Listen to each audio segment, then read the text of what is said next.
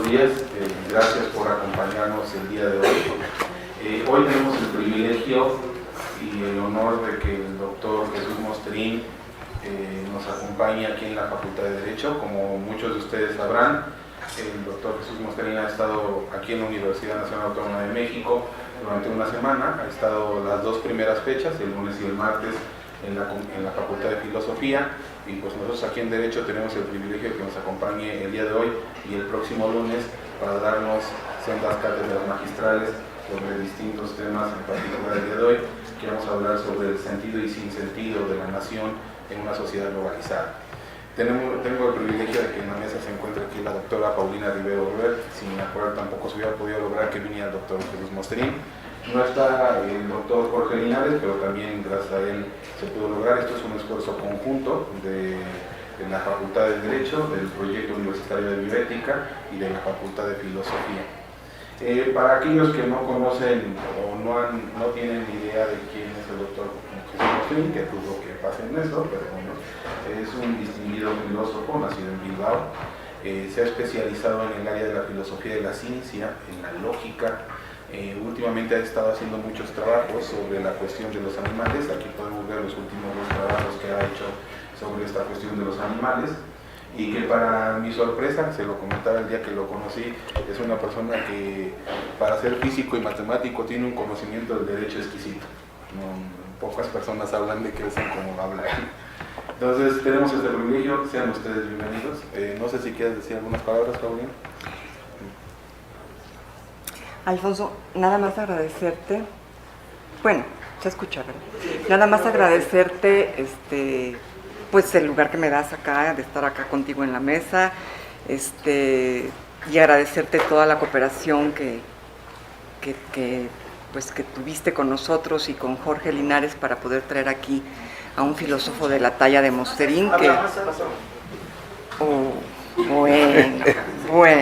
Bueno, nada más le decía que le quería agradecer la amabilidad de colocarme aquí en la mesa. Realmente yo no tengo mayor cosa que hacer hoy aquí en la mesa, pero aprovecho para agradecerle todo lo que colaboró con nosotros para poder traer aquí a un filósofo de la talla de Jesús Mosterín, y espero que la conferencia les resulte muy interesante.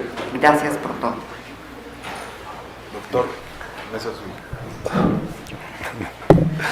Me dicen que la mesa es mía, se la pongo en venta.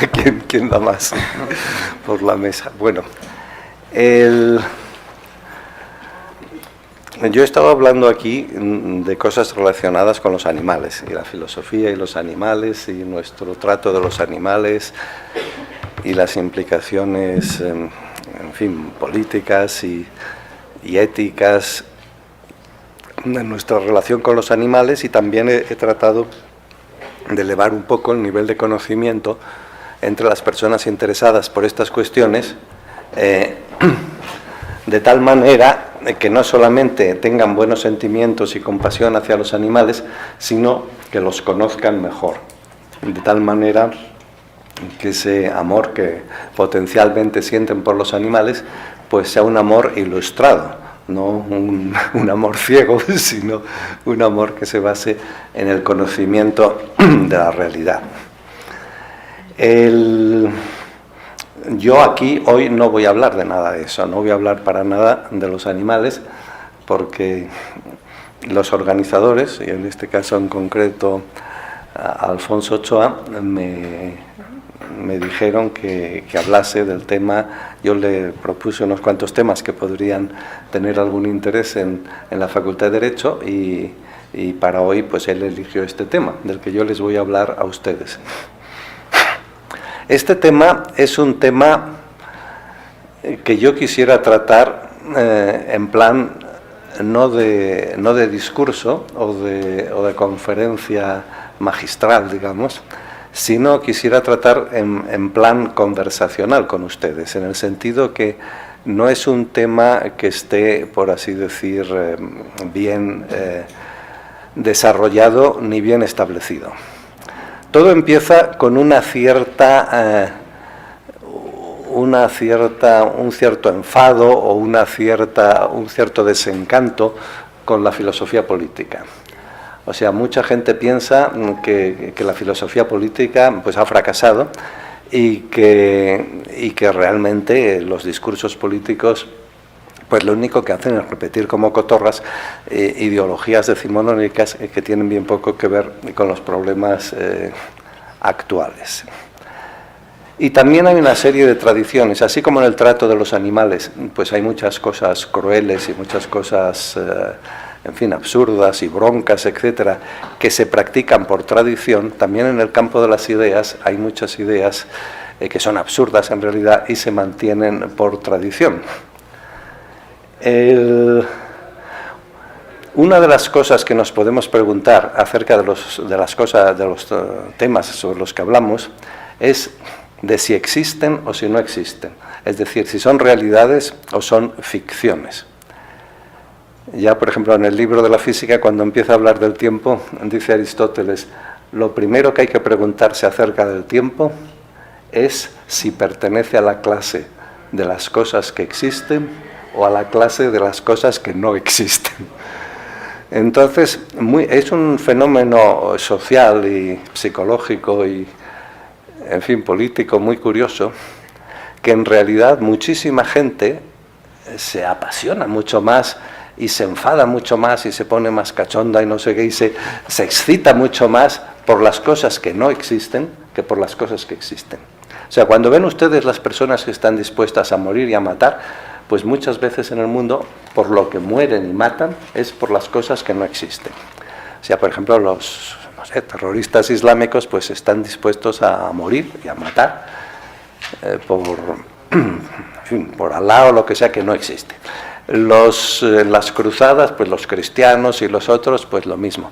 No existen los dioses, no existen los demonios, no existen los ángeles, no existe el proletariado, no existe la nación, no existe la dignidad, no existe el honor. Todas estas cosas no existen, son meras palabras, lo que llamaban los nominalistas de la Edad Media como flatus vocis, es decir, soplos de voz. Y nosotros tenemos un orden político mundial actualmente que está basado en estas cosas que no existen, como son las naciones. Tengan ustedes en cuenta que el orden político mundial es el orden en que se pueden organizar los seres humanos a escala global. Y es un orden el que ya se ha establecido en casi todos los ámbitos fuera de la política. O sea, de todos los ámbitos de la política, de la cultura, perdón, con muchísima diferencia, la política es el más atrasado, el más obsoleto, el más completamente anacrónico y el que menos responde a ningún tipo de necesidad actual. Y una de las consecuencias de esto, pues es toda esta jerga de las patrias y las naciones y las cosas por el estilo, con todos los problemas de guerras y de fronteras y de migraciones y cosas por el estilo que provocan. Entonces, bueno, por decir una cosa muy pequeña y muy chusca, como ven ustedes, aquí han puesto a alguien estos dos libros míos aquí delante. En realidad deberían haber estado desde hace días en unas mesas aquí en la universidad, pero entonces estaban, según decían, retenidos en la aduana y esperando la terminología, esperando su liberación. O sea, estábamos esperando la liberación de los libros, que sencillamente eran libros que eran en un paquete y la liberación era abrir el paquete y decir que pase. Entonces, claro, hay muchísimas cosas en el mundo, como son, en fin, las aduanas, que desde luego habría que suprimirlas y se pueden suprimir perfectamente sin que nadie pierda nada. En Europa lo hemos hecho, en Europa ya no hay aduanas.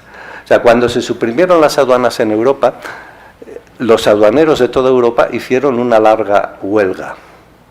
El problema para ellos fue que nadie se enteró de la huelga, porque como la función que ejercían era completamente inútil y superflua, pues nadie se enteró de que claro, cuando los que hacen algún trabajo útil se ponen en huelga, todo el mundo se entera. Pero si los en fin, señores estos que ponen un sello, no sé qué papeles, dejan de poner el sello, pues obviamente no pasa nada.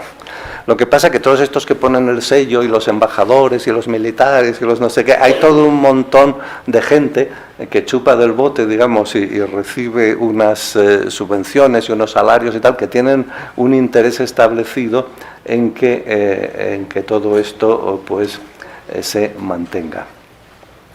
En Europa, desde que es una cosa muy imperfecta, pero a pesar de todo ha sido un gran éxito el desarrollo de la Unión Europea, porque aparte de otras ventajas nos ha proporcionado por primera vez en la historia de Europa de los últimos 1000 años un largo periodo de paz. Es decir, desde que existe la Unión Europea, en los países de la Unión Europea no ha habido absolutamente ningún tipo de guerra.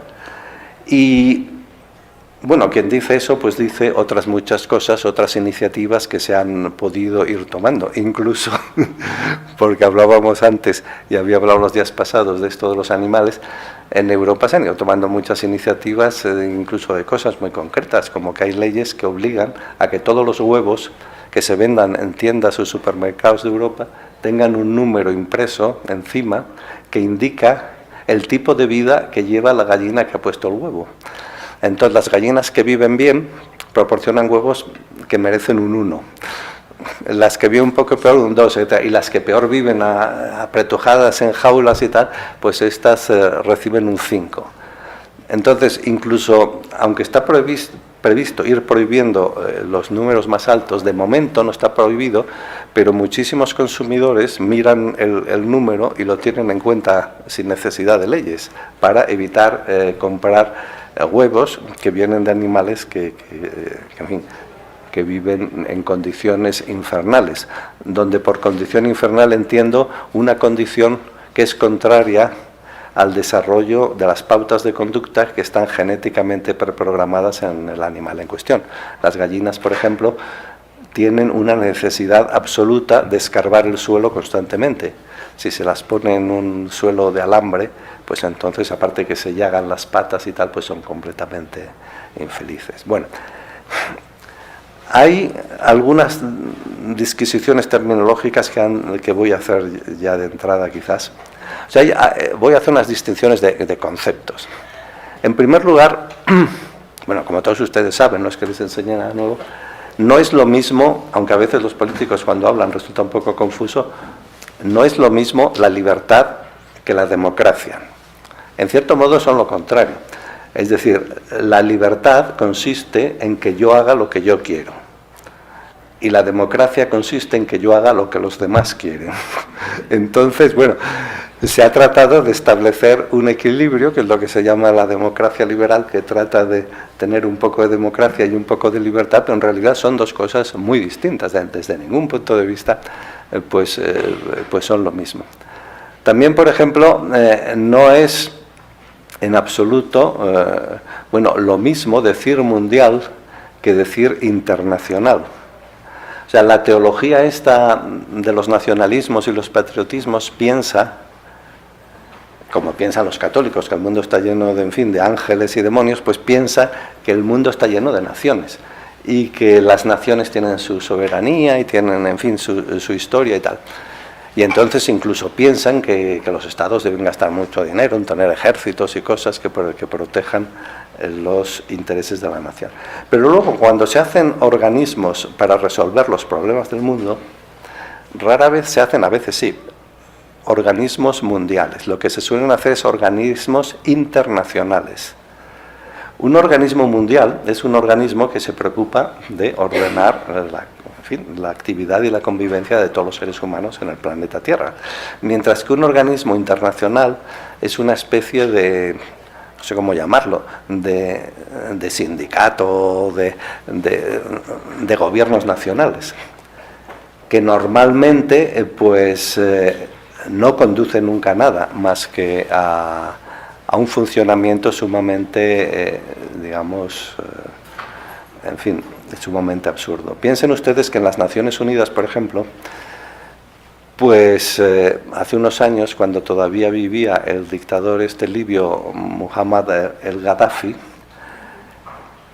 pues las Naciones Unidas crearon un organismo para estudiar los abusos de las libertades o de los derechos humanos y tal en todos los países. Y se formó esta comisión y se eligió como presidente de la comisión a Gaddafi. Si ustedes conocen la historia de Gaddafi, pues... ¿Y esto por qué? Si constantemente hay cosas de este tipo, esto es porque normalmente se forman enseguida alianzas y entonces si unos dan su voto a Gaddafi, supongamos para esto, Gaddafi a su vez da su voto para otra cosa y hay unos mercachifleos de influencias políticas en este sentido. Mientras que hay otros organismos que no. Los buenos organismos mundiales son organismos que no tienen nada que ver con las naciones y que en definitiva se ponen en manos de expertos. O sea, por ejemplo, en fin, si nosotros, la Cruz Roja Internacional, por ejemplo, pues no es un organismo que nombren los representantes de las diversas naciones. O por ejemplo, la Unión Astronómica Universal, o por ejemplo la FAO, que es la Organización de las Naciones Unidas para la Agricultura, o por ejemplo el Tribunal Penal Internacional, que es muy importante y que casi todos los países miran con desconfianza, incluidos los americanos, que no quieren saber nada del Tribunal Penal Internacional, lo cual es comprensible también, porque siempre tienen miedo de estos organismos internacionales donde las cosas se deciden por el voto casi siempre corrupto de los políticos nacionales. Pero en el mundo hay muchísimas cosas ahora que no dependen para nada de las naciones, como por ejemplo la ciencia. La ciencia es una importantísima empresa mundial, que es totalmente mundial y totalmente globalizada, y donde las naciones y sus representantes no tienen la más mínima influencia. Es decir, los descubrimientos científicos los hacen los científicos, son criticados o aceptados por los otros colegas, son publicados por revistas como Nature y tal, son presentados en congresos sociales, no son cosas que para nada decidan los organismos internacionales. Y quien dice la ciencia, dice por ejemplo Internet. En Internet, en los países concretos, siempre hay protestas y líos y tal, porque dicen lo que en Ucrania, los rusos, los parlantes, los ucranioparlantes, los otros, que si los unos, que si los otros, a ver si el gobierno ahora que hay nos va a obligar a esto, nos va a obligar al otro. Miren ustedes Internet. En Internet nadie obliga a nadie a nada. O sea, ¿qué lengua tiene Internet? Ninguna, la que ustedes quieran. O incluso si, por ejemplo, suponiendo que en Internet no haya páginas web en lengua otomí, pues cualquiera de ustedes que hable otomí las puede crear mañana mismo, desde su casa, sin pedir permiso a nadie.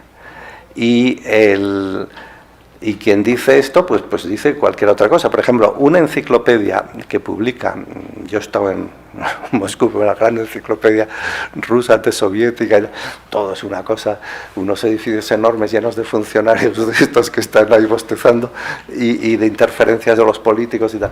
Pero Wikipedia, que es la enciclopedia más amplia del mundo y en cierto sentido, aunque no la más fiable siempre, pero sí la mejor, en el sentido de la más amplia y tal, Wikipedia todo el mundo la puede hacer y todo el mundo la puede corregir. O sea que si ustedes vienen de un pueblo que no está en Wikipedia, esta misma tarde cualquiera de ustedes puede escribir el artículo. Y si se equivoca y da un dato sobre ese pueblo que no es correcto, cualquier otro vecino del pueblo puede acudir y corregirlo. Es decir, no hay que pedir permiso absolutamente a nadie. Esto que ocurre con la ciencia y que ocurre con Internet, pues ocurre con muchísimas otras cosas. Ocurre con la moda, por ejemplo. Ocurre desde luego con la economía. O sea, los gobiernos, pues a veces, en fin, porque son muy ignorantes en definitiva de la economía y tal, piensan que si ellos se interfieren, que las cosas van a salir mejor. Eso es lo que dicen en voz alta. En voz baja lo que están tratando de hacer es conseguir favores para sus parientes y amiguetes y tal, pero obviamente las cosas salen siempre mucho mejor, más rápidamente y más eficientemente si los gobiernos no interfieren. Fíjense ustedes aquí en Latinoamérica, un país tan rico como Argentina, qué desastre de situación económica tiene constantemente. Ya los unos, los otros, los peronistas, los militares, los no sé cuántos. Y entonces todos han estado haciendo ahí unas cosas rarísimas, ideas geniales de los políticos. Bueno, acuérdense del corralito aquel famoso, del no sé qué. Es decir, que la economía funciona de una manera óptima si se la deja funcionar, y entonces para eso pues lo que hace falta son mercados globales y libres. O sea, lo mismo que en Europa, pues nos hemos beneficiado todos muchos de la creación y el desarrollo de la Unión Europea, que empezó por el mercado común europeo, y que nos permite que yo antes tenía que ir a no sé qué países a comprar no sé qué cosas, y ahora pues desde Barcelona o desde donde esté puedo comprar todos los productos que haya en Europa al mismo precio que los compraría si fuera a su lugar de origen. Y aquí en Norteamérica pues ustedes, en fin, iniciaron un proceso de hacer la, ¿cómo se llama esto de la América? El pacto este de América, de comercio libre de América, ¿cómo se llama?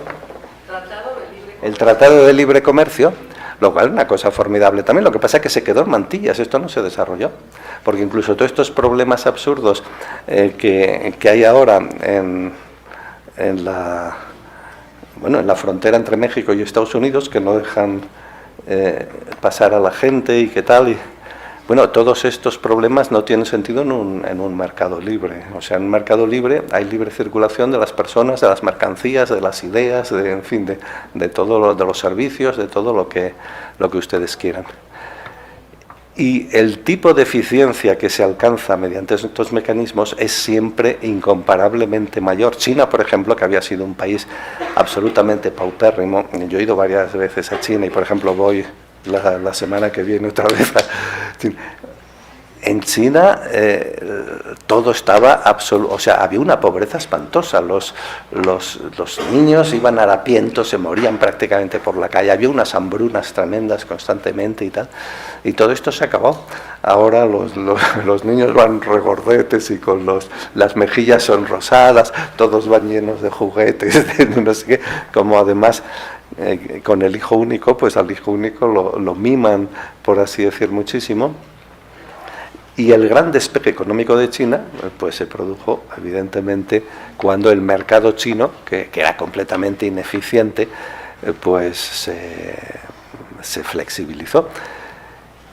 Entonces la economía, una empresa, fíjense ustedes, una empresa que tuviera buenas ideas y buenos productos y se limitase a venderlos en un solo país, pues sería una empresa cuyos directivos y cuyos dueños y cuyos todos estarían completamente locos.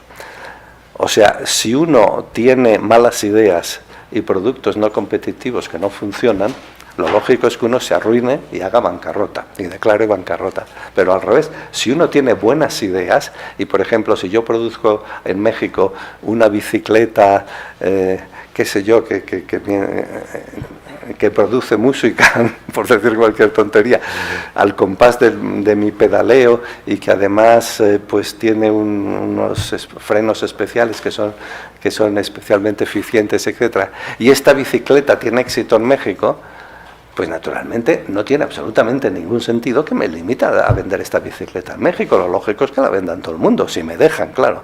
En muchos sitios, pues desgraciadamente no te dejan.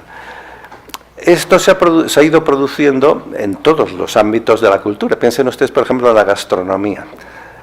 Yo me acuerdo que hace muchísimos años, la primera vez que fui a China, una de las gracias del viaje a China era descubrir la cocina china. Ahora, por ejemplo, en la ciudad de Barcelona hay unas 10 o 20 veces más restaurantes chinos que restaurantes catalanes. O sea, y quien dice chinos dice mexicanos, y dice indios, y dice franceses, italianos, tailandeses. Es decir, ya uno puede viajar por otras razones, pero no para descubrir nuevas gastronomías, porque uno puede descubrir todas las gastronomías habidas y por haber sin moverse de su sitio. En España, en la época de Franco, que había censura y tal, pues para comprar para ver según qué películas o comprar según qué libros había que hacer unos viajes muy complicados. a no sé dónde. Y entonces yo recuerdo haber hecho viajes con una maleta y haberme descoyuntado casi el brazo de pesada que era la maleta por los libros que me había comprado en París o el otro, lo que sea, trayéndolos y tal. Ahora eso no tiene ningún sentido. Ahora cualquier libro del mundo que quiero, pues o está en la librería de al lado o lo pido en internet o en Amazon o en cualquier cosa de estas. Es decir, y quien dice esto dice cualquier otra cosa. Es decir, que el comercio, la economía, la moda, el cine, la canción, la bolsa, la industria, la medicina. Antes, si uno viajaba por la Tierra, pues cada país tenía su propia medicina. Bueno, es bien famoso que una medicina bien original y característica era la medicina china, esta tradicional, con la acupuntura, en fin, con todas estas cosas. Entonces, esta medicina pues se basaba en muchos supuestos que eran pura y simplemente falsos, como por ejemplo que nosotros tenemos meridianos en los que se puede uno pinchar y tal, pero también la medicina occidental. La medicina occidental desde los griegos se basaba en lo que llamaban la teoría de los humores. La bilis negra, y los humores no existen, como los meridianos no existen. Es decir, las medicinas se han basado normalmente en cosas que no existían. Y normalmente, en la mayor parte de los casos, la gente ha salido mejor parada no yendo al médico que yendo al médico. Bueno, lo que podemos preguntarnos es, aparte de criticar la situación esta basada en los estados nacionales, bueno, ¿qué alternativa habría? Bueno, hay más elementos míticos en todo este asunto. Por ejemplo, una doctrina de las Naciones Unidas, y que todos los dictadores y todos los presidentes del mundo la tienen muy cercana a su corazón, es lo que llaman la idea de la soberanía. O sea, de que los estados nacionales son soberanos, que nadie puede meterse con ellos. Que nadie pueda meterse con ellos significa que nadie puede meterse con su presidente o con su dictador. Claro, esto es lo que significa, y que la soberanía pues es un concepto absolutamente religioso y absolutamente carente de ningún tipo de realidad. Todo empezó porque en la Edad Media, en Europa, los señores feudales, que eran los principales detentores del poder, estaban siempre peleándose unos con otros y haciéndose la guerra unos a otros. Entonces empezaron algunos a pensar que la mejor manera de garantizar la paz y que no hubiera esas peleas continuas sería a uno de esos aristócratas darle todo el poder y que fuera el único que, digamos, tomase las decisiones. Entonces a esto se le llamó darle la soberanía. El primero que hizo la teoría de la soberanía fue uno que se llamaba Jean Bodin, un francés. Este estaba en la época esta de las guerras de religión y estaba, como todo el mundo en aquella época, absolutamente horrorizado de las constantes peleas. En Francia, por ejemplo, en el siglo XVI, prácticamente no había un año sin enormes matanzas, y los católicos o los protestantes no hacían más que quemarse, y las calles de París estaban rojas de sangre cada 2 por 3. Entonces, aquí era una situación con la que había que acabar, y entonces Jean Bodin pensó que la única solución era que todo el mundo renunciase a cualquier parcela de poder o de lo que fuera que tuviese, o de derechos, y que concentrase toda la capacidad de decisión en un soberano absoluto. Entonces, las características de la soberanía serían la absolutidad y la independencia. La absolutidad significaría que el soberano es absoluto, es decir, que no tiene nadie por encima de él. O sea, puede decretar cualquier cosa e incluso puede contradecirse, lo dicen explícitamente todos los teóricos de la soberanía. O sea que si el rey, por ejemplo, hoy ordena, por decir cualquier cosa, que todo el mundo se corte el pelo, si quiere, mañana puede dar la vuelta a la ley y puede prohibir que nadie se corte el pelo. O sea, y nadie, ni dentro ni fuera del país, si alguien dentro del país le quiere enmendar la plana, pues entonces se le puede cortar tranquilamente la cabeza, y si alguien fuera del país pues pone en duda sus decisiones, se le puede hacer la guerra. Esto es la soberanía. La primera justificación de la soberanía era religiosa. se decía que el verdadero soberano, el auténtico soberano, era Dios. Dios es el soberano del universo. Lo que pasa es que Dios puede delegar su soberanía, y la delega en el rey absoluto, que es la época, antes no había reyes absolutos, había feudalismo, pero a partir del siglo XVI y XVII se establecen los reyes absolutos, que son reyes por derecho divino. O sea, el único soberano indiscutible, que es Dios, delega sus poderes en el rey absoluto, y por lo tanto el rey absoluto pues es soberano. También esta noción de la soberanía y de la independencia, bueno, luego fue más adelante en el siglo XVIII, por gente como Rousseau y otros, fue puesta en relación con una nueva teoría romántica que había surgido, que era la teoría del nacionalismo, la noción de nación, que habían creado personas como Herder y como, en fin, como otros, y la noción de nación era una idea simplemente romántica.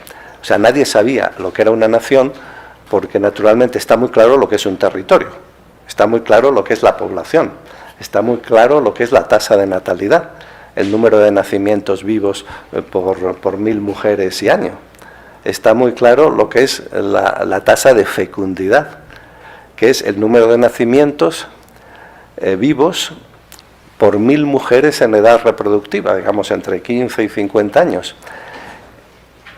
Y hay muchas otras nociones que están muy claras, pero no está nada claro qué signifique, nunca ha significado nada la noción de nación. Por ejemplo, ¿es México una nación? Todas estas cantidades de gentes y de tribus y de tal que hay por ahí, ¿qué significa que son la misma nación? ¿Cuál es el origen de la palabra nación?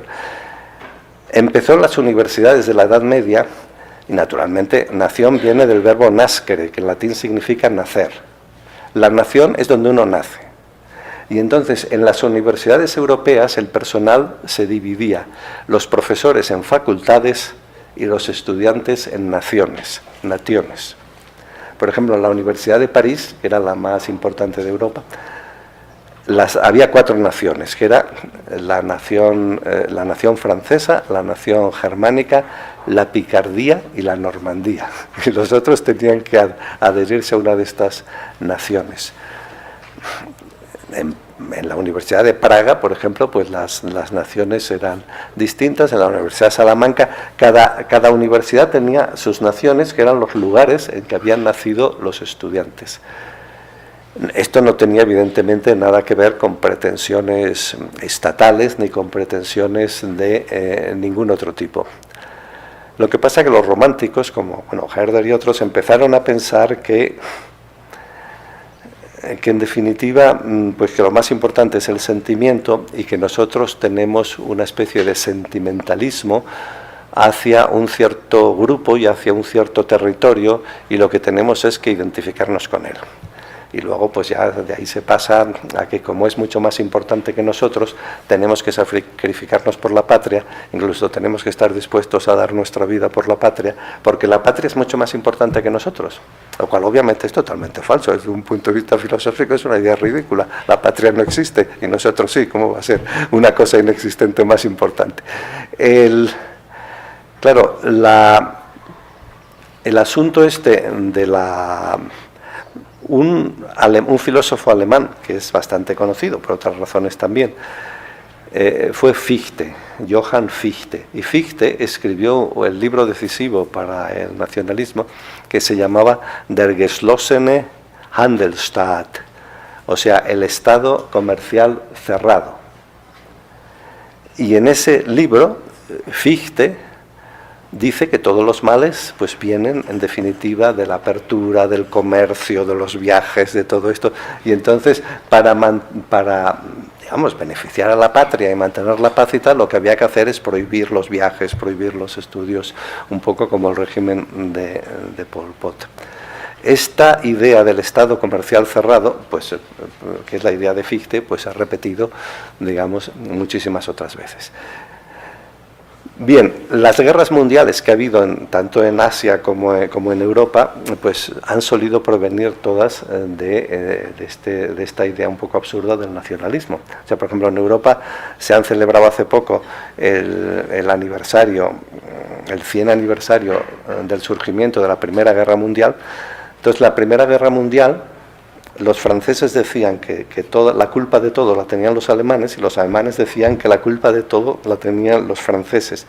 Y entonces la gente estaba exasperada porque ¿por qué diablos no empiezan de una vez a hacerse la guerra? Y se decían unos a otros, ¿pero qué hacéis ahí?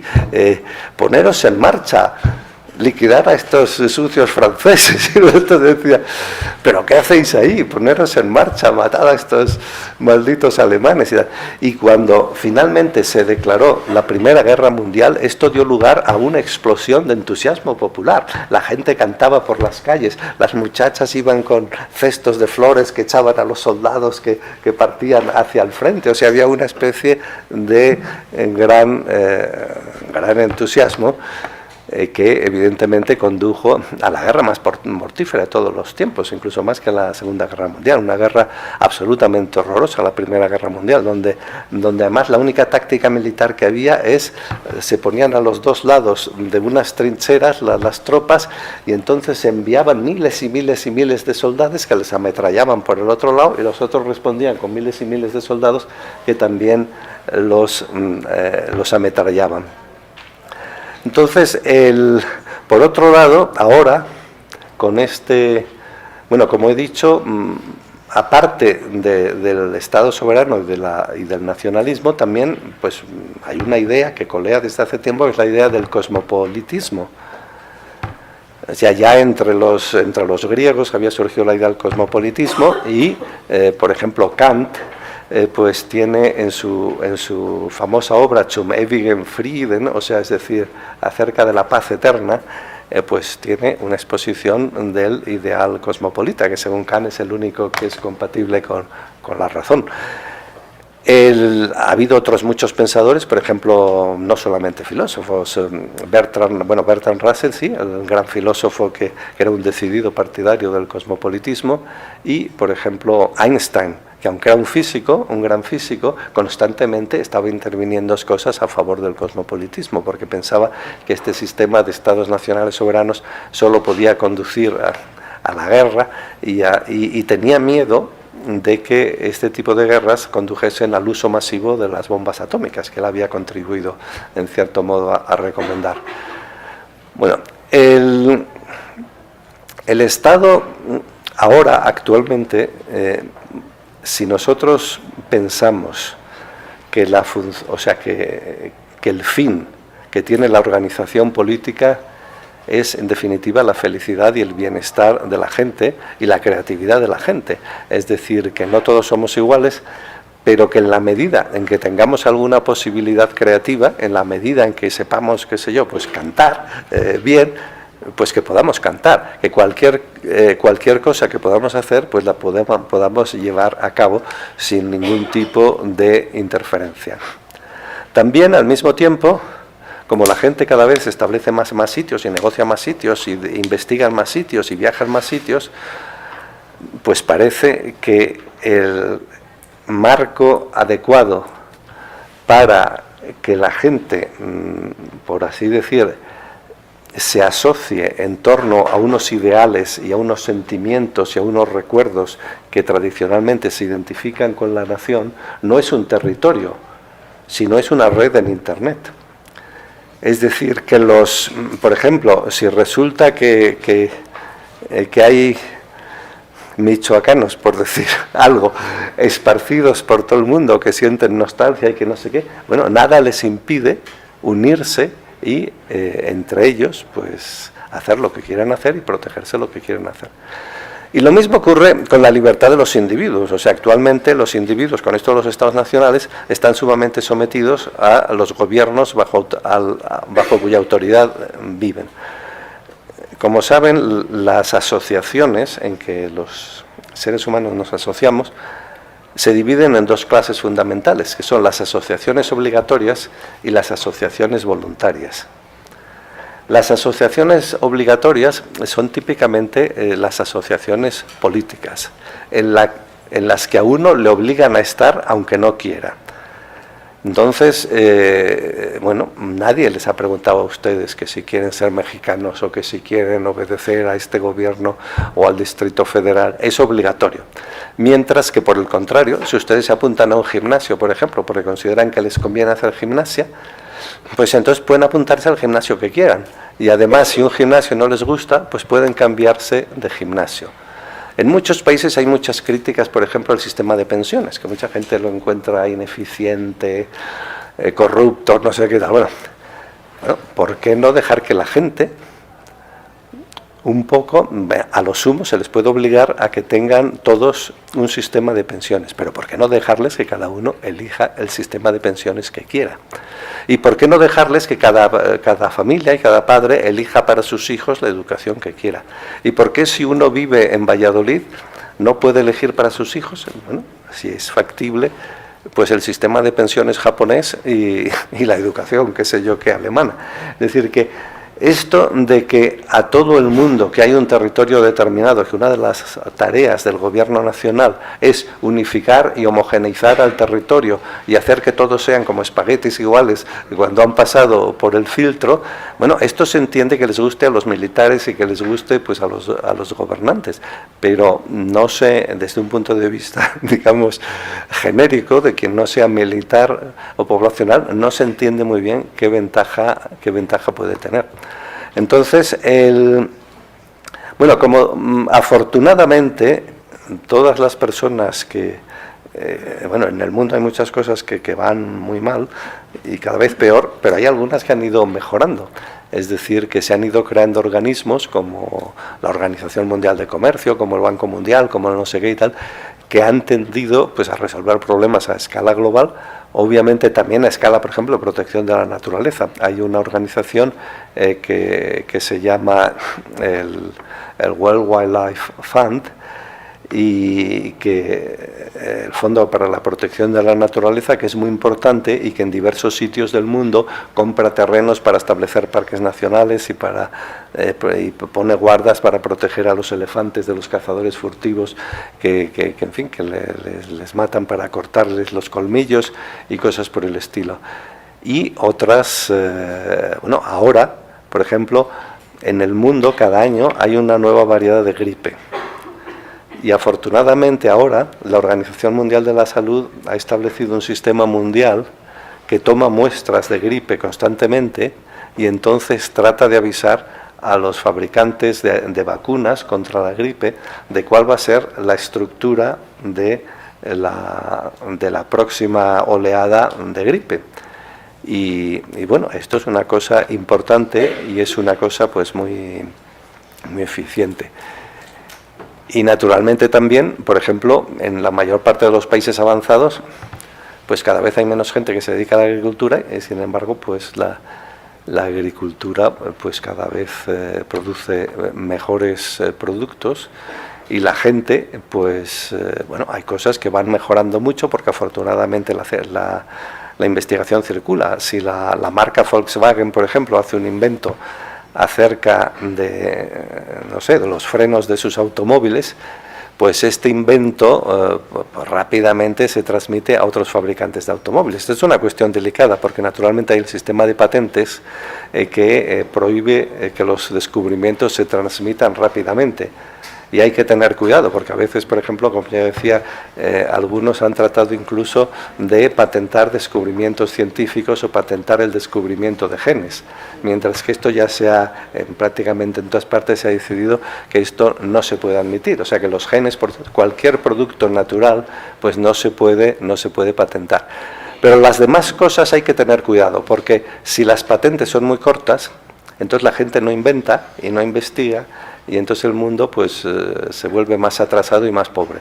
Por otro lado, si las patentes son muy largas, entonces solamente el inventor pues se beneficia de ellas y los demás no se comen un rosco. Entonces siempre se llega a sistemas de equilibrio. El sistema de equilibrio al que se ha llegado en casi todas partes es que se reconoce al inventor el derecho a obtener los beneficios de su patente durante un periodo determinado, que suele ser, según los países, de 15 o 20 años, y a partir de ese momento, pues la patente esta es libre y se da a conocer en todos los medios. Y respecto a la investigación científica, pues naturalmente es libre en todas partes. Entonces, hay muchísimas cosas que son muy caras y que no sirven para nada. Por ejemplo, empezando por los ejércitos. Los ejércitos no sirven absolutamente para nada, no cumplen absolutamente ninguna función. Lo que sí es necesaria, naturalmente, es la policía, porque todavía está lejano el día en que una mezcla de, digamos, de eugenesia científica y de educación muy avanzada, pues produzca unos seres humanos de los que esté ausente todo rasgo de agresión y violencia y robo y tal, pero no estamos todavía ahí. Es decir, que en todas partes del mundo pues hay tendencias agresivas. Aquí mismo, de esto que hablábamos de los animales en México, piensen ustedes que México, que es, en fin, un país maravilloso y muy bonito desde muchos puntos de vista, pero es un país también que tiene una reputación muy mala desde el punto de vista de ser un país bronco, un país violento, un país donde los narcos andan matando gente y mujeres y no sé qué todos los días, un país donde hay corridas de toros, donde hay peleas de gallos, donde hay todas estas cosas, donde incluso las iniciativas, digamos, para acabar con esto, pues al final se bloquean y se esconden por no se sabe qué instrucciones de la superioridad. Entonces, bueno, todas estas cosas se resolverían mucho más fácilmente si hubiera algún tipo de sistema mundial que se ocupase de ellas. Es decir, si las corridas de toros, por ejemplo, no solo las corridas de toros, pero en fin, ya que hablamos de esto, si son una barbaridad y una crueldad y una cosa absolutamente inútil y absurda y que no sirve para nada, ¿por qué, en vez de, digamos, pelearse por prohibirlas en México o en no sé dónde, por qué no prohibirlas en todo el mundo, pura y simple y directamente? O lo mismo, cuando en las ballenas, que son los animales más grandes que nunca ha habido en el océano, como saben ustedes, hace unos 30 años, fueron casi exterminadas completamente, fueron cazadas hasta el borde mismo del exterminio. Y entonces, personas preocupadas, influyentes y tal, lograron crear la Comisión Ballenera Internacional, International Whaling Commission, que tomó medidas, por ejemplo, para crear una reserva natural para ballenas en torno a la Antártida, tomó medidas para impedir que se cazasen las ballenas que estaban más en peligro, y entonces, incluso todavía ahora, hace solo unos 2 o 3 meses, los japoneses seguían cazando ballenas diciendo que era para fines científicos. Y así sí las cazamos, pero no para comer, sino para investigar, lo cual era absurdo y nadie se lo creía. Y finalmente el asunto llegó al Tribunal Internacional de La Haya, que hace unas semanas ha fallado en contra del gobierno japonés y ha dicho que no, que el gobierno japonés, como todos, está sometido en este tema concreto a la autoridad de la Comisión Ballenera Internacional. O sea, no se reconoce la soberanía del gobierno, sino se reconoce la autoridad superior de este organismo mundial y que por lo tanto tienen que dejar de practicar la pesca de ballenas por motivos científicos, que aparte de ser un escarnio y una cosa completamente absurda, pues porque además de tanto cazar ballenas con motivos científicos no han descubierto nunca la más mínima cosa. Bueno, todos los problemas, si se refieren a la naturaleza, si se refieren a la economía, todas estas, por ejemplo, fluctuaciones entre las monedas, pues también, evidentemente, las economías mundiales de todos los países saldrían muy beneficiadas si hubiera, en definitiva, una moneda única. Y si esta moneda única no dependiese en absoluto de ningún gobierno, o sea, fuera totalmente independiente de los gobiernos, y como ocurre y hubiese una banca central mundial hecha de expertos y de los mejores economistas que se ocupasen, pues en fin, de mantener la estabilidad de la moneda y las cosas que se quieren alcanzar de esta moneda. Y entonces, lo mismo también, como decíamos, de temas, bueno, las guerras, prácticamente es muy difícil que haya guerras, por así decir, entre páginas distintas de, no sé, de la Wikipedia, o que haya guerras entre distintas páginas web. Las guerras normalmente se hacen siempre entre estados nacionales. Y antes, hace mucho, los estados nacionales, como mínimo, no peleaban con la población, sino que peleaban con unos profesionales, con unos ejércitos de mercenarios que luchaban a campo abierto unos con otros. De tal modo que se mataban entre ellos, pero no mataban a la gente. Pero si ustedes ven, por ejemplo, las dos últimas guerras mundiales, estas guerras han sido básicamente contra la población. O sea, por eso cada una de estas guerras ha producido más de 40 millones de muertos, que los soldados eran una ínfima parte. O sea que temas problemáticos como las migraciones, en todas partes hay muchas discusiones.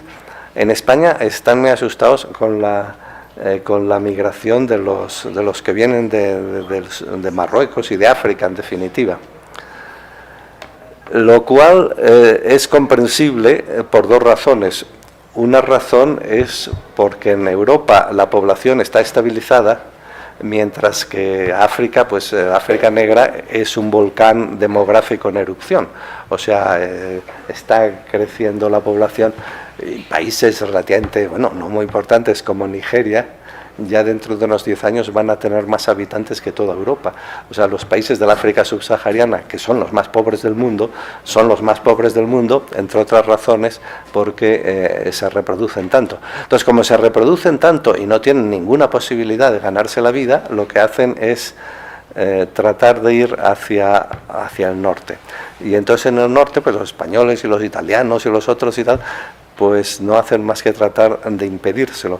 Pero de todos modos, esta situación pues es una situación que a largo plazo es absurda, porque lo único que tiene sentido a largo plazo es que no haya fronteras y que cada ser humano se establezca donde quiera, sin pedir permiso a nadie, sin pedir visado, sin tener pasaporte, que cada persona se establezca donde quiera y haga lo que quiera, y tenga acceso a todos los puestos de trabajo que hay en el país donde está, incluido el de presidente de la República. O sea, yo la primera vez que vine aquí a México, no me acuerdo que tenía una discusión con alguien, y me dijo algo así como, bueno, yo creía que era un chiste, pero resulta que no. Me dijo, de todos modos, no te entusiasmes demasiado, porque como tú no eres mexicano, no puedes ser presidente de la República. Y bueno, pero ¿por qué no? Incluso en la misma Francia ahora, el presidente de gobierno de Francia, que es Manuel Valls, el jefe de gobierno francés, Manuel Valls, sabrán algunos de ustedes, pues es nacido en Barcelona, de padres españoles. Y la nueva alcaldesa de París, desde hace unos meses, es Anne Hidalgo, que es una española nacida en Cádiz. O sea que es el equivalente para París, no sé cómo se llama aquí en el Distrito Federal, el que más manda, el regente, ¿qué? Jefe de gobierno. Pues la jefe de gobierno de París es Ana Hidalgo, que es una española de Cádiz, y el jefe de gobierno de toda Francia es Manuel Valls, pues que en definitiva es uno de Barcelona. Y pues en la Unión Europea todas estas cosas ahora pues están reduciendo afortunadamente su importancia, pero ¿por qué no? O sea, es cuando nosotros ponemos límite a lo que los demás puedan hacer, lo único que estamos haciendo es echarnos arena en nuestros propios ojos. Porque, por ejemplo, si nosotros necesitamos un buen ministro, no sé de qué, de salud, por decir algo, ya sería una casualidad extraña que la persona más adecuada para ser un buen ministro de salud en México fuese un mexicano. ¿Por qué? ¿Por qué no puede ser un japonés? ¿Por qué no puede ser un sudafricano? O sea, ¿por qué no puede ser un italiano? ¿O por qué no puede ser un guatemalteco? Es decir, la idea esta de que no hay que buscar a las personas más adecuadas para realizar las tareas, sino hay que constituirse en una especie de mafia nacionalista que cierre filas y se protejan unos a otros, pues es una idea que al final es contraproducente. Una de las razones principales por las cuales las universidades norteamericanas aparecen, las famosas por lo menos, aparecen tan altas en todos los rankings mundiales de universidades, es que las universidades norteamericanas siempre han tenido una política de contratar extranjeros y no tienen absolutamente ninguna limitación, digamos, en ese sentido. No todas, claro. O sea, en Estados Unidos tengan ustedes en cuenta que están las mejores universidades del mundo y las peores universidades del mundo. Las dos están en Estados Unidos. En Estados Unidos, por ejemplo, es legal y existe, y mucho. Cualquiera de ustedes puede fundar una universidad en la cual expida títulos de lo que quiera, abogado, en fin, como esta es una facultad de Derecho, el título aquí que es de abogado o de licenciado en Derecho. Bueno, ustedes, por ejemplo, pueden ir a Houston o pueden ir a donde quieran, a Chicago, y pueden establecer una facultad de Derecho. Y pueden poner anuncios en los periódicos diciendo que a partir de mañana o de cuando quieran, la facultad tal expedirá el título de licenciado en Derecho a cualquier persona que satisfaga la módica cantidad de $320, supongamos. Y entonces se forma una pequeña cola y entonces allí la gente va pagando sus dólares y les van dando su título. En Estados Unidos esto es legal y se practica y han anuncios. Si ustedes ven según qué revistas están llenas de anuncios. E incluso yo recibo anuncios por email de estas cosas. Pero bueno, está bien, porque luego estos títulos no sirven para nada. O sea, si uno adquiere uno de estos títulos, supongamos en medicina, pues ninguna clínica y ningún hospital y ninguna praxis lo va a contratar, porque todos cuando piden, siempre piden, pedimos cirujano de no sé qué, egresado de uno de estos sitios, y ponen una lista de 5 o de 6.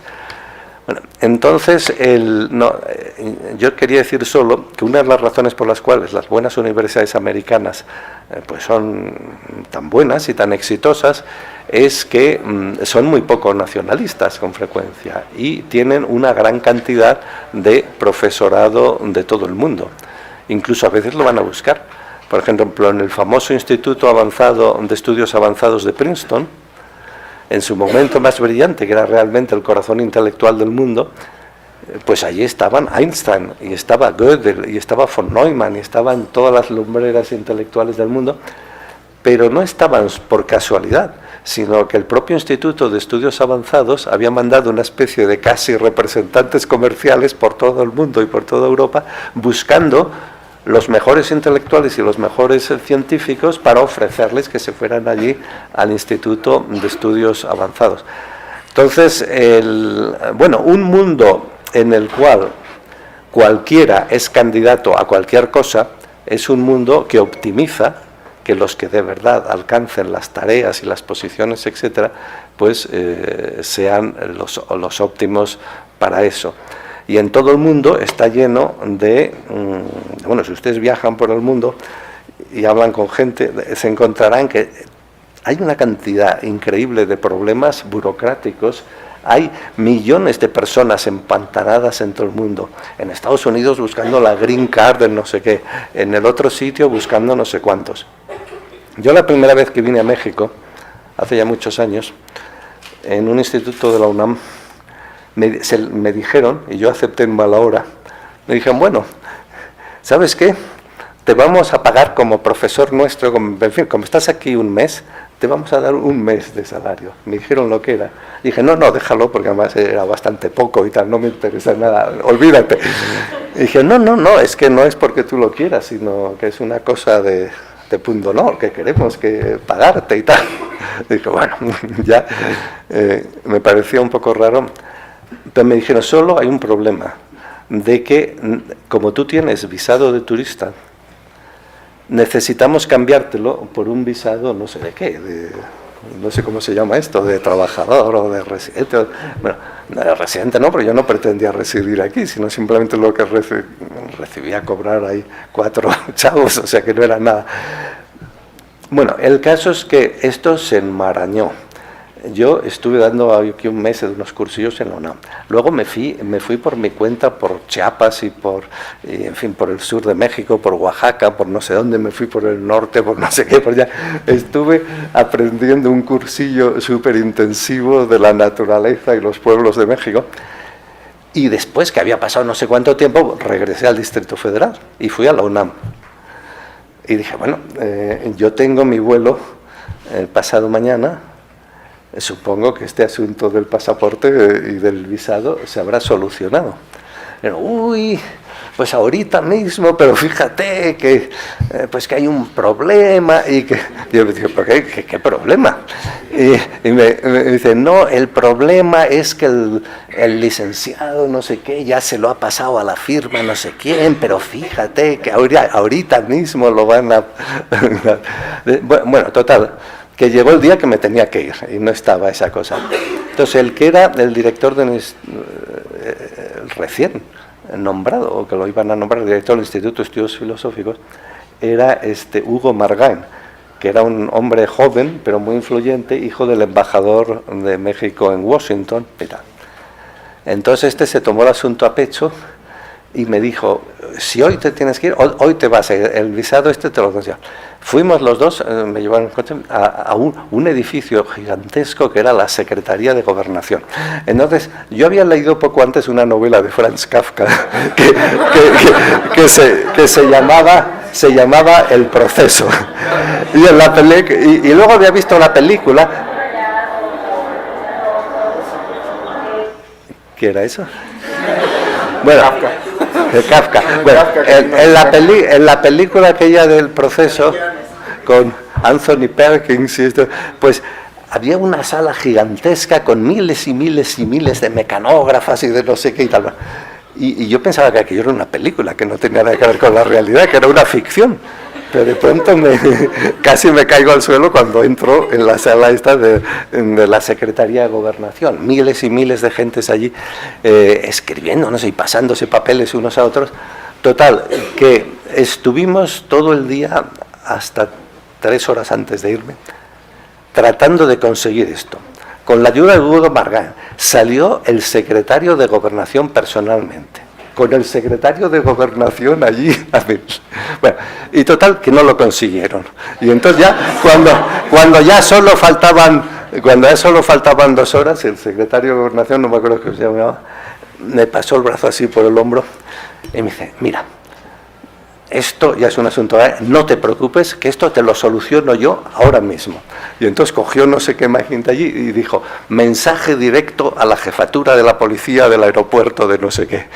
Dijo, orden presidencial, se presentará el señor Jesús Mosterín sin visado de ningún tipo.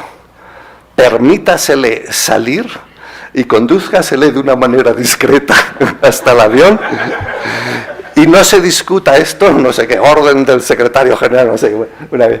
Y yo efectivamente llegué allí, poco acojonado y tal. Y entonces, efectivamente, cuando le llegó el papel, las policías ya me llamaron por megafonía y me agarraron ayuda, me llevaron así como agachado por no sé dónde, y al avión, y nada, entré allí en el avión y salí de México. Bueno, toda esta historia recambolesca, lo único que me refiero es que así que cuando hay gente que hace comida, y hay gente que hace libros, y hay gente que cura a los enfermos, y hay gente que, pues que no sé qué, que produce vino o que fabrica micrófonos, todas estas burocracias nacionales no producen absolutamente nada. Es decir, el mundo sería muchísimo más rico si no existiesen. Es decir, si mañana todas estas secretarías y todas estas aduanas y todos estos policías de los aeropuertos se suprimen, pues no pasa absolutamente nada. Lo que se necesitan son policías eficientes, locales y bien armados. Y que a cualquiera que haga un crimen o que mate a alguien o que trate de robar o lo que sea, pues que le detengan o le peguen un tiro. Pero eso es lo único que se necesita. A miles de millones de ciudadanos que no han hecho absolutamente nada, tenerlos entretenidos en todos los aeropuertos del mundo. Ahora, cada vez que uno coge un avión, parece que todos somos Bin Laden, porque te hacen pasar por unas curvas tremendas, te cachean 20.000 veces, y eso no sirve absolutamente para nada. Lo único eficaz es lo que hicieron con Bin Laden, enviar el dron y cargárselo. Eso sí, pero todas estas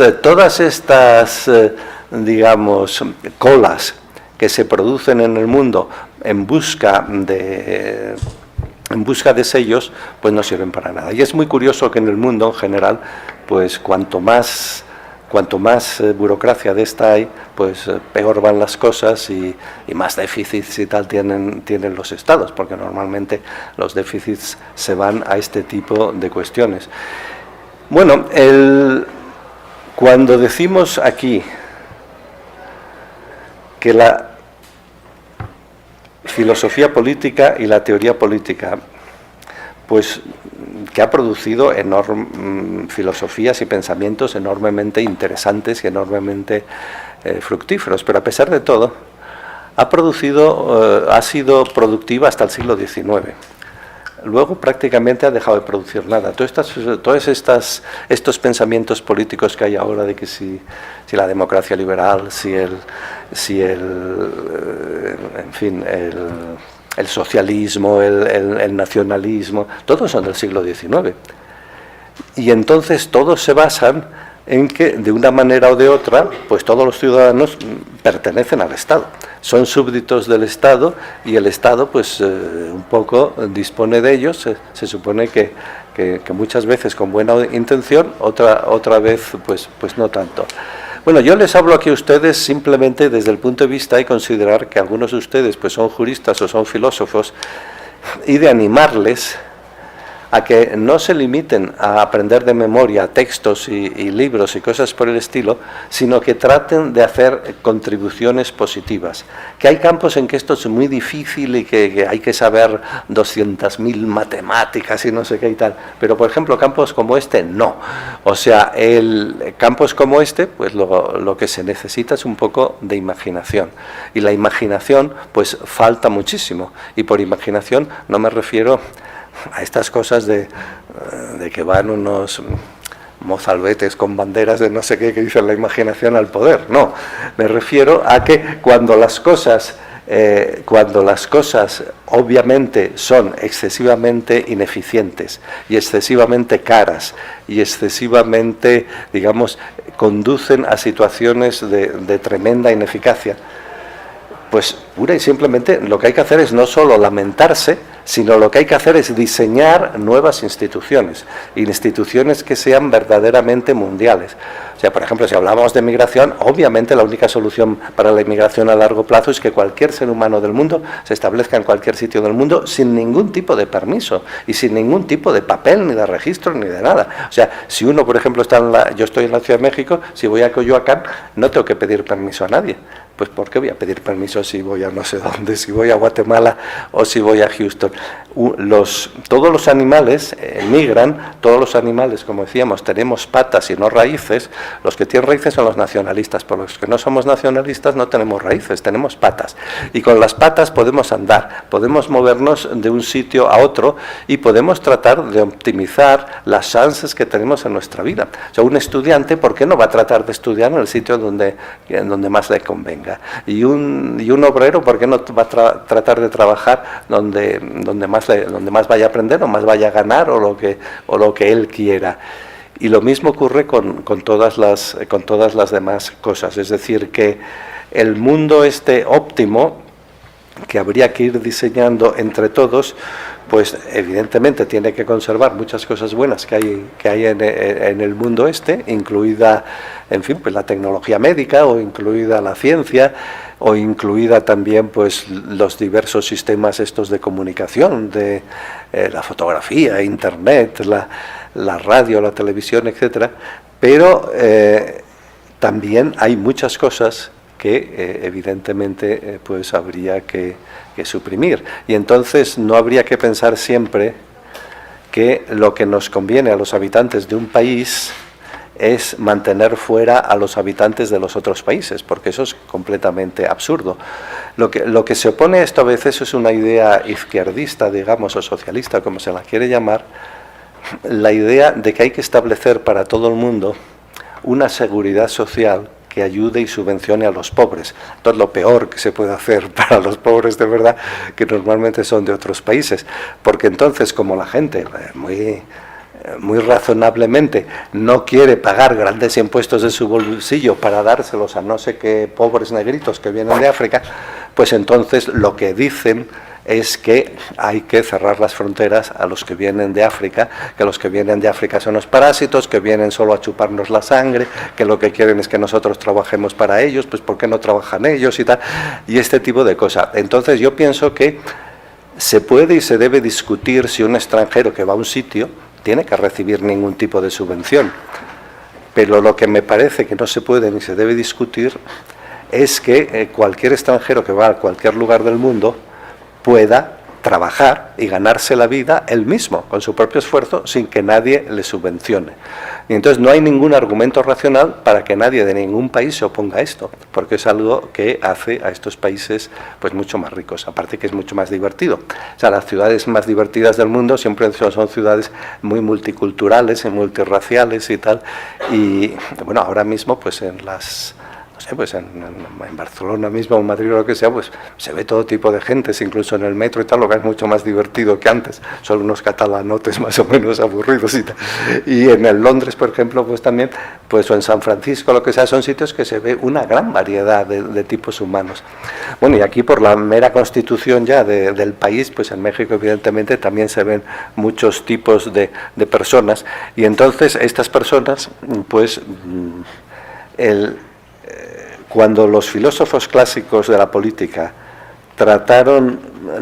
pensaban que el mayor enigma de la filosofía política es que cómo es posible que alguien renuncie voluntariamente a su libertad. Porque decían cosas de estas, nacemos libres, pero enseguida los gobiernos y los reyes y tal nos hacen esclavos. ¿Cómo es que lo aceptamos? ¿Cómo esto es posible? Y entonces inventaron una hipótesis, en fin, que no se tomaban demasiado en serio desde un punto de vista histórico, que era, como saben ustedes, la hipótesis de que en un momento dado los seres humanos, esas tendencias agresivas y crueles que tenemos los seres humanos, habrían conducido a una guerra generalizada de unos con otros. Y entonces la vida habría sido absolutamente horrible, porque todo el mundo estaría absolutamente temblando de miedo de que les rompiesen la crisma en cualquier momento. Y entonces decían los Hobbes y compañía y tal, decían que, bueno, pues que la gente se reunió en una especie de asamblea y dijeron, bueno, vamos a renunciar a nuestra libertad y vamos a poner nuestro poder de decisión en manos de un rey, para que el rey por lo menos nos libre de que nos rompan la cabeza, nos libre de la violencia y nos libre de la muerte. Y esta es la única teoría que se les ocurrió. No sé si tenían razón o no, pero en cualquier caso ahora podemos aspirar a un orden político que no se base necesariamente en el miedo y en la rotura de la cabeza, sino que se base precisamente en la eficiencia. ¿Cómo podemos organizarnos para que ganemos lo más posible? ¿Cómo podemos organizarnos para que inventemos lo más posible? ¿Cómo podemos organizarnos para ser lo más libres posibles? ¿Cómo podemos organizarlos para, en cualquier orden de la vida que nos interese, pues dar de sí todo lo que nosotros podemos dar de sí? ¿Cómo podemos romper todos los límites y barreras que nos ponen obstáculos? Bueno, esto pues yo creo que es la tarea fundamental, que es una tarea de diseño de la filosofía política, y esta tarea pues requiere varias cosas. Una cosa requiere reflexiones filosóficas, otra cosa requiere leyes, requiere una estructura jurídica, y otra cosa, pues que es todavía mucho más complicada que estas dos, requiere implementación en la práctica contra los intereses creados de todas estas. Pero claro, esto en Europa, por ejemplo, esto que decía de las migraciones, en el Mediterráneo ahora se ha convertido en un cementerio, porque los africanos estos que llegan, pues muchos se hunden en las pateras estas en las que tratan de llevarlos a Europa. Pero por otro lado también nadie, ni en Europa ni en ningún sitio, pues les dice a estos africanos, porque son estados independientes soberanos, que tienen que reproducirse menos. O sea, la ayuda que les dan muchísimos miles de millones de dólares constantemente en ayuda, y esta ayuda básicamente para lo que sirve es para engrosar las cuentas corrientes de los dictadores y militares que gobiernan estos países. Y entonces, si uno va a París, por ejemplo, a los hoteles más lujosos de París, pues se encuentra que una proporción exagerada, Y por otro lado, lo que sí se gastan, no solamente sus propias personas, sino lo que se gastan en bienes y servicios, casi todo es para el ejército. O sea, la mayor parte de los gastos que tienen en África subsahariana son comprar tanques, comprar aviones, comprar no sé qué, y en cuanto se declaran, pues en fin, independientes o lo que sea, lo primero que hacen es ponerse a establecer una... Bueno, yo voy a acabar aquí, porque esto, como ven ustedes, es una cosa bastante deslavazada, no es un discurso, ni es una teoría, ni es una propuesta que yo les fuera a hacer a ustedes, pero sí que pienso que los que nos dedicamos al pensamiento y en las instituciones, en fin, como esta, que se dedican a estas cosas, pues deberíamos ser conscientes de que la mera inercia no nos va a conducir a solucionar muchas cosas. Así como los fabricantes de coches, pues de vez en cuando han construido coches nuevos y han inventado el motor diésel y el motor tal y el motor no sé qué y tal, pues que también hay que inventar pues nuevas instituciones políticas que básicamente se basen en dar mayor bienestar y mayor libertad a la gente. Porque, por ejemplo, si yo tengo una pensión ahora en España, es una pensión que tengo, pero a lo mejor me habría gustado más tener una pensión japonesa, porque me gustan más las pensiones japonesas, pero no puedo. Y yo no entiendo por qué. Porque si yo elijo que quiero tener una pensión determinada que hay en Japón, o que no hay en ningún sitio, que está en internet o donde sea, yo voy a pagar por esa pensión de mi bolsillo. Y por otro lado, si me parece que el sistema digamos, de pensiones que me obligan a tener, pues que es un desastre y tal, pues ¿por qué voy a pagar por ese sistema? O sea, la optimización de las tareas no se produce obligando a la gente a hacer lo que consideran que es subóptimo, sino la optimización se obtiene animando a la gente a no conformarse, a crear y diseñar cosas nuevas y a probarlas, porque muchas cosas que parece que son muy buenas, cuando uno las prueba, pues resulta que al final no funcionan. Bueno, yo espero que si vuelvo alguna otra vez por aquí y a ustedes les siga interesando el tema, que les pueda exponer una cosa más estructurada y que ustedes también me puedan responder con sugerencias que se les ocurran, porque esta es una tarea que está por hacer. O sea, hay cosas, yo por ejemplo soy también profesor de lógica matemática, supongamos, la lógica matemática ha alcanzado una perfección absoluta, suprema, maravillosa, y entonces prácticamente lo único que puede decir uno es amén.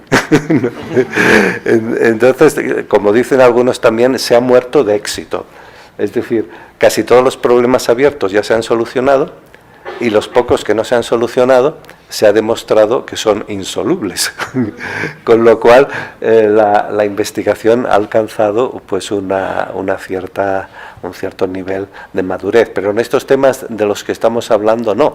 En estos temas de los que estamos hablando, tengan ustedes en cuenta que ahora mismo que estamos hablando del asunto hay un cierto, yo espero que muy pequeño, pero hay un cierto peligro de guerra entre China y Japón. ¿Y por qué hay un cierto peligro de guerra? Que Dios nos libre. ¿Por qué hay un cierto peligro de guerra entre China y Japón? Porque entre China y Japón hay un mar donde hay dos trocitos de roca que son de tamaño menor que este auditorio y donde no hay nada, ni vive nadie. Pero de todos modos, tanto China como Japón ya han anunciado en los últimos años que incrementan sus presupuestos de defensa en no sé cuántos miles de millones de billones tal, para vigilar al enemigo y estar pero bueno, no pasará nada. Pero si hay algún error, que a veces hay errores, ya saben ustedes esto de que todo lo que puede salir mal saldrá, pues una guerra entre China y Japón, que actualmente bueno, son dos de las potencias más grandes y dinámicas del mundo, pues realmente sería verdaderamente horrorosa y verdaderamente trágica. Y lo mismo se dice, bueno, en Latinoamérica, por ejemplo, pues todas las guerras. O sea, en Latinoamérica, cuando Perú dice que un trozo de frontera con Ecuador le pertenece a Perú, y Ecuador que le pertenece a Ecuador. Y entonces están dispuestos a ir a la guerra. En un momento dado, el presidente, que entonces era Fujimori, firmó un tratado de paz provisional con los ecuatorianos, diciendo que en los próximos 2 años no iban a hacerse la guerra por el tema de esta frontera. Y en Iquitos, que es la capital de la Amazonía peruana, estallaron grandes manifestaciones de protesta porque decían que lo que hay que hacer es la guerra, claro, hay que hacer la guerra a Ecuador.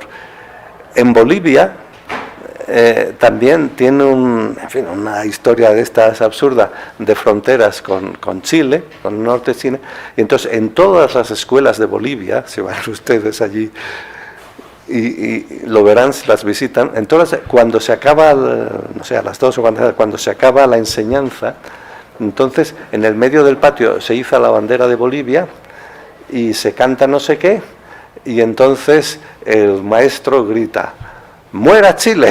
Y todos los alumnos responden: ¡muera! Todos los días.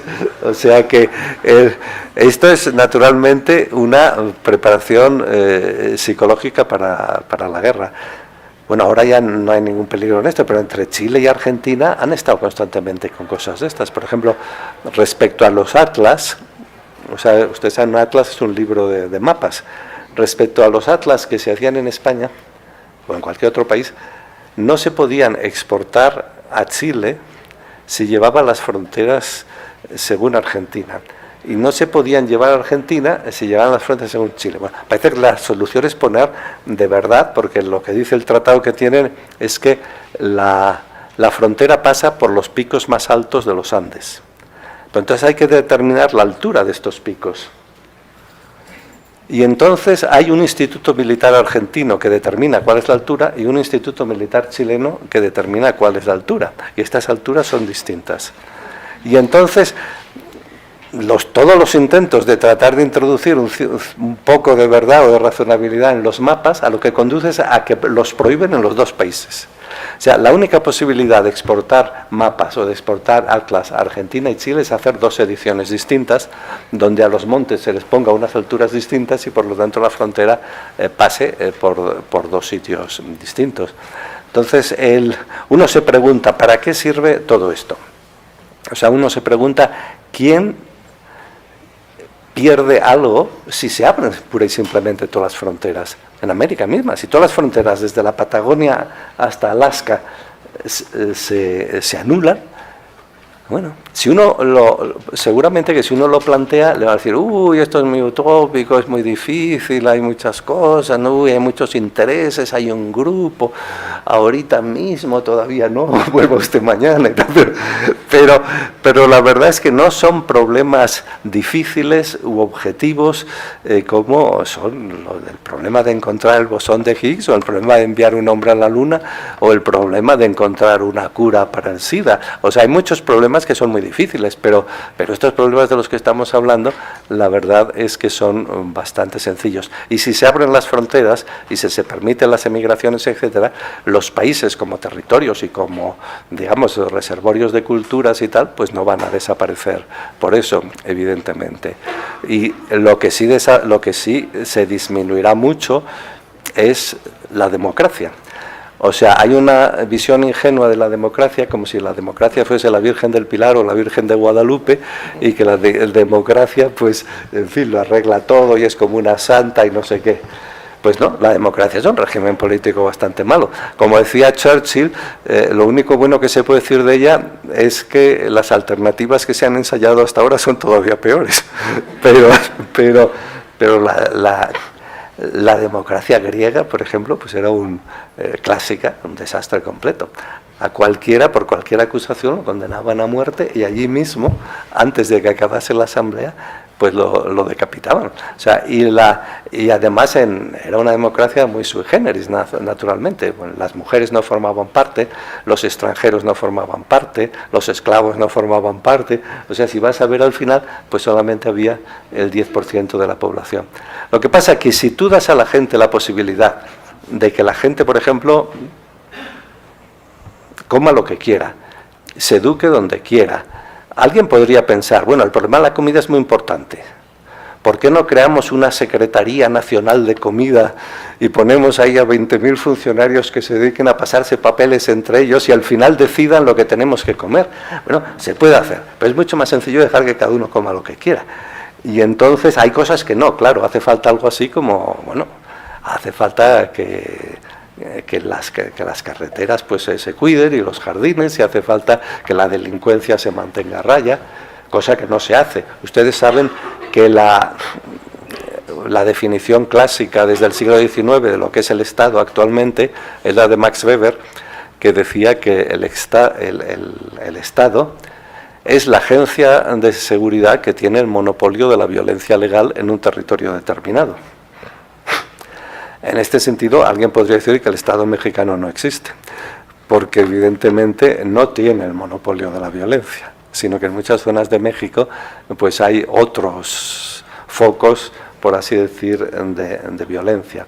Pero vamos, con todos estos problemas que tiene México, pues no es ni mucho menos de los sitios que más problemas tienen. O sea, yo creo que México pues está en el medio y está en una situación que ustedes pues tienen muchísimas, en fin, hasta cierto punto son afortunados de estar en un país tan bonito y que ha habido aquí mucha vivacidad cultural también en muchos sentidos, pero hay que llevar las cosas hasta el final.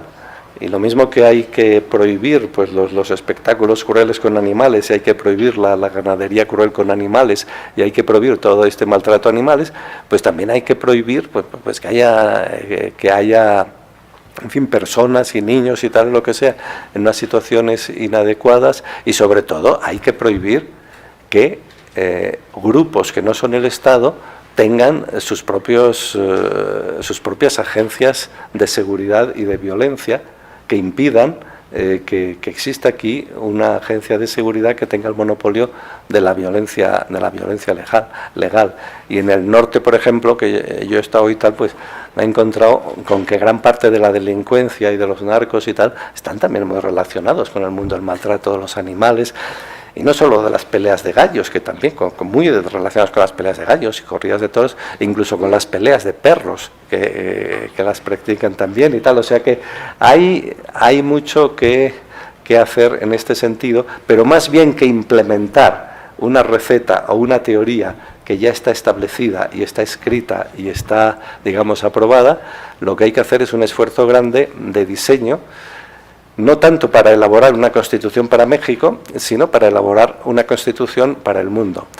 Y esta constitución, de lo que tiene que tratar, me parece, no es de maximizar el bienestar de los mexicanos, ni de los españoles, ni de los rusos, sino el bienestar general de la humanidad, e incluso más allá de la humanidad, el bienestar general de todas las criaturas vivas. Bueno, esperemos que todos podamos aportar una piedrita a este programa. Gracias por su atención.